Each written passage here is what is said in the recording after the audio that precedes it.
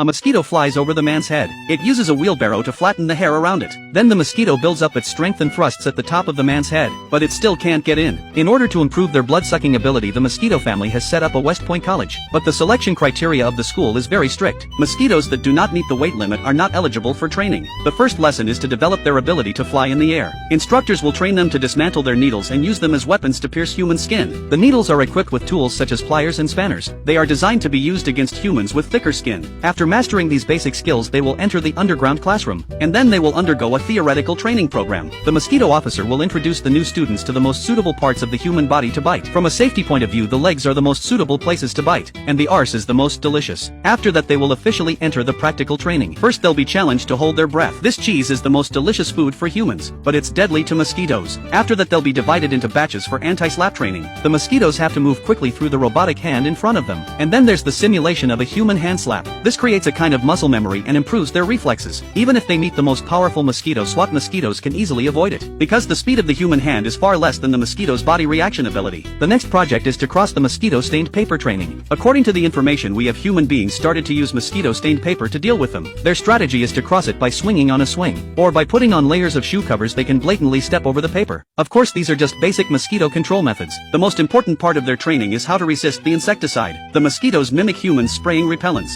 They crawl underneath without getting any repellent on their bodies. After that, they have to go through a piercing exercise. Two dummies made of cotton are hung from a wooden plank. The mosquitoes swarm around them and pierce them with needles. But for the parts that are really hard to penetrate, they have to use wooden hammers to smash the needles in. After a whole season of training, it's now June. Their training has been completed. The school held a grand graduation ceremony for them. Drums and gongs are a tribute to their months of intense training. Before going into action, the officer will equip each mosquito with wings, so that they can fight with greater ease. Carrying the survival and honor of the mosquito family, the mosquitoes fly to the battlefield. In less than 50 meters away from humans, the mosquitoes set up a temporary command headquarters. They make strategic decisions to deploy. At this moment, a mosquito flew back with a camera that films human body parts. In order to get the information, he sacrificed his own life. Mosquito doctors came at a rapid pace. They took the camera away and decoded it. After some brainstorming, they succeeded in deciphering the body information of this man. He was used by the mosquitoes as a blood-sucking target. Before that, the mosquitoes need to fill up their bodies with oil in order to ensure the flight. At this point, the Army, Navy and Air Force are heading for the target. With the determination to die, they flew to the bald man's cabin in the forest. But little did the men realize the humiliation they were about to face.